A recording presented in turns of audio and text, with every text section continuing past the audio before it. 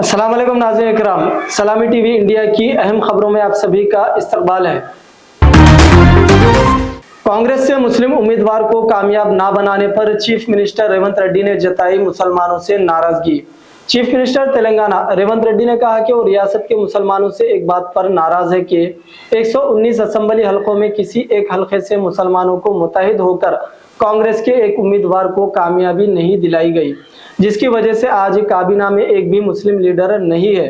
हैदराबाद के रविंद्र भारती में कौमी यौम तालीम के मौके पर चीफ मिनिस्टर रेवंत रेड्डी ने शिरकत की और इस प्रोग्राम में अहम ख्यालात का इजहार किया। उन्होंने कहा कि रियासत की तरक्की हुकूमत का अहम मकसद है और अक़लियतों की खुसूसी तवज्जो दी जा रही है। रेवंत रेड्डी ने कहा कि तेलंगाना में कांग्रेस की कामयाबी अक़लियतों ने कलीदी किरदार अदा किया है और उनकी फलाह व बहबूद के लिए हुकूमत कोशा है। उन्होंने अफसोस का इजहार किया कि असेंबली इंतखाबात में एक भी अक़लियती उम्मीदवार मुंतखब नहीं हो सका, जिसकी वजह से अक़लियतों को वजीर बनाने का मौका नहीं मिला। उन्होंने कहा कि मोहम्मद अली शब्बीर को सरकारी मशीर और आमिर अली खान को MLC के तौर पर नामजद किया गया है और कॉरपोरेशन में भी अक़लियतों को मौक़े फराहम किए जा रहे हैं।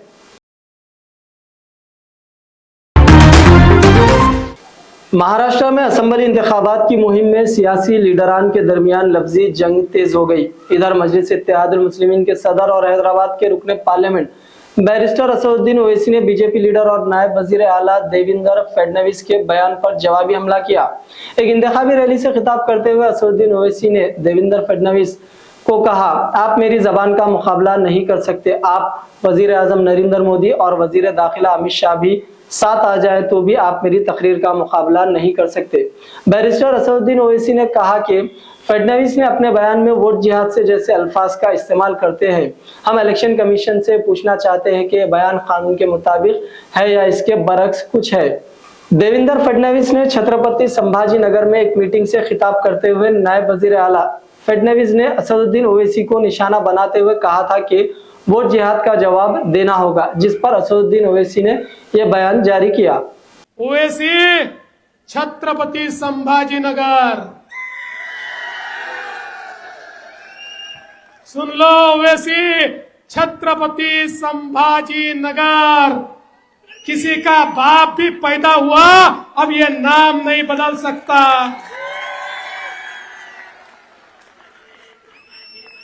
अरे काल त्या MIM ची सभा झाली आणि त्या सभेमध्ये एक महिला होती। ती महिला म्हणाली, ये कौन संभाजी राजा है, ये कैसे संभाजी नगर हो गया।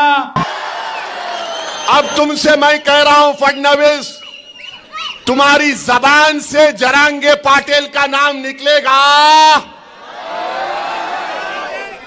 जरांगे पाटिल का नाम निकलेगा फडणवीस, तुम्हारी जबान लड़खड़ा जाएगी जरांगे पाटिल का नाम लेने से। बोलो, हिम्मत है तो बोलो फडणवीस, जरांगे पाटिल बोलो। तुम नहीं बोलेंगे? बोलेंगे नहीं नहीं ओवैसी बोल सकता हूं, दूल्हे भाई है, मेरे भाईजान है, बोलूंगा। अब भाईजान किसको बोलते मालूम, लाइटर वेन में, मगर जरांगे पाटिल का नाम नहीं लेंगे फडणवीस। तुम फडणवीस बोलो, जरांगे पाटिल नहीं बोल सकेंगे।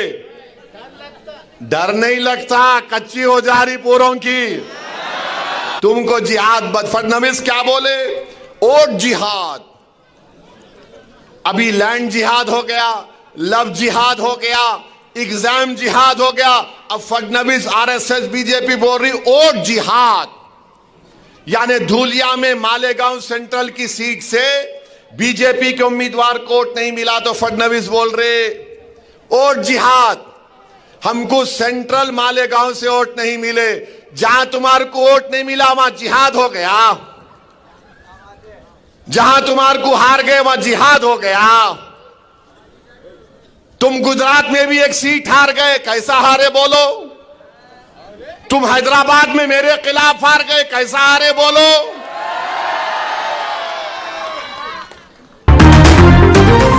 जस्टिस संजीव खन्ना ने हिंदुस्तान के 51वें चीफ जस्टिस के तौर पर हल्फ लिया है। उन्हें सदर जमहूरिया द्रौपदी मुर्मू ने हल्फ दिलाया। उन्होंने साबिका CJI डी वाई चंद्रचूड़ की जगह ली। DY चंद्रचूड़ 10 नवंबर को रिटायर्ड हो चुके हैं। नए CJI संजीव खन्ना की मुद्दत कर 6 माह की होगी। वो 13 मई 2025 तक की CJI के ओहदे पर रहेंगे।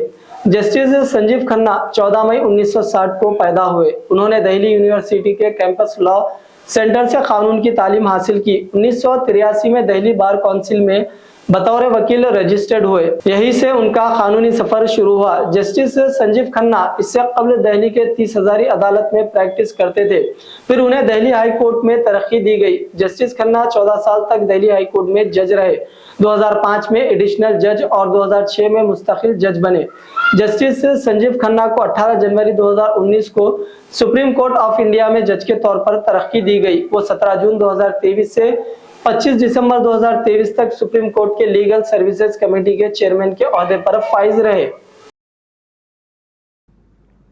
I, Sanjeev Khanna, having been appointed Chief Justice of the Supreme Court of India, having been appointed Chief Justice of the Supreme Court of India, do swear in the name of God do swear in the name of God that I will bear true faith and allegiance to the Constitution of India as by law established, that I will bear true faith and allegiance to the Constitution of India as by law established, that I will uphold the sovereignty and integrity of India, that I will uphold the sovereignty and integrity of India, that I will duly and faithfully and to the best of my ability, knowledge and judgment, that I will duly and faithfully and to the best of my ability, knowledge and judgment, perform the duties of my office without fear or favor, affection or ill will, perform the duties of my office without fear or favor, affection or ill will, and that I will uphold the Constitution and the laws. and that I will uphold the Constitution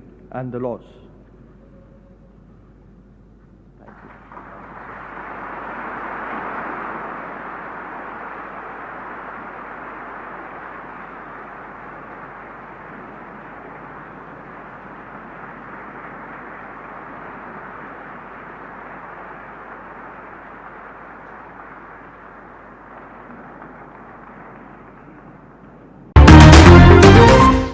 Kodangal area development authority के special officer Venkat Reddy पर गांव वालों ने हमला कर दिया।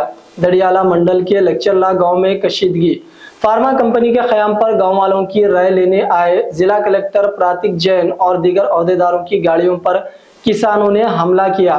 3 गाड़ियां तबाह हो चुकी हैं और पुलिस की भारी तैनात वहां पर मौजूद हो गई है। जिला कलेक्टर और ओहदेदारों ने दड़ियाला, लक्चरला, पुलीपली और लक्चराला टांडा में फार्मा कंपनियों के क़याम के बारे में किसानों से बातचीत की थी।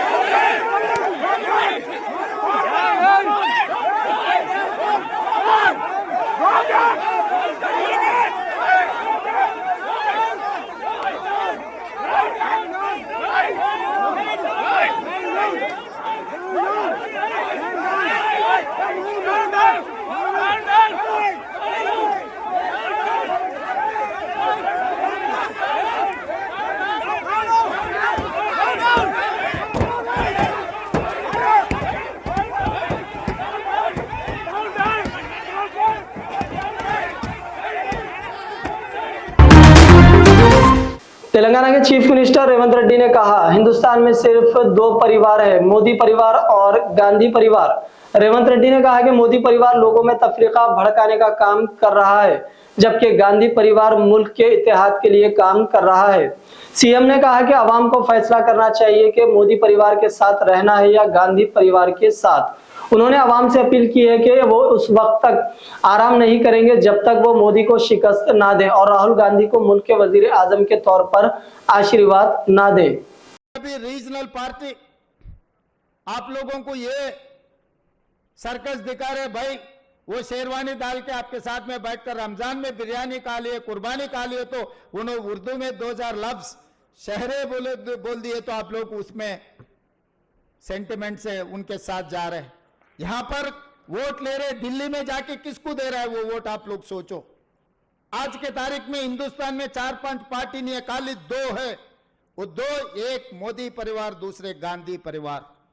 आप लोग डिसाइड कर लो, मोदी के परिवार साथ देना है या नहीं तो गांधी के परिवार के साथ देना है। अगर मोदी परिवार के साथ देना है तो आपके 4% जो रिजर्वेशन कांग्रेस पार्टी ने दिया हुआ है, शब्बीर अली साहब ने जो कोशिश किया हुआ है, डॉक्टर वाईएस राजशेखर रेड्डी ने जो लागू किया, 4% रिजर्वेशन मोदी जी ने निकालने वाले हैं।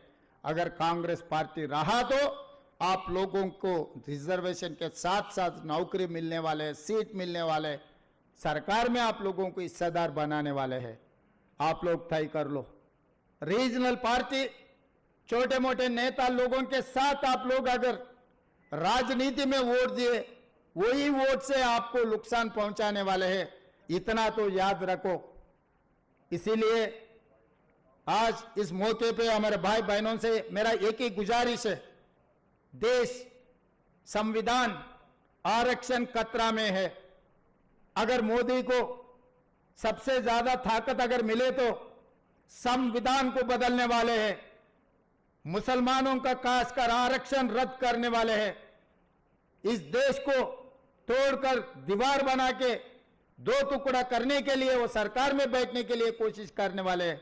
आज महाराष्ट्र में आज चुनाव हो रहे, झारखंड में भी चुनाव हो रहे, वहां कैसे भाषण दे रहे हैं आप लोग एक बार जानकारी करो।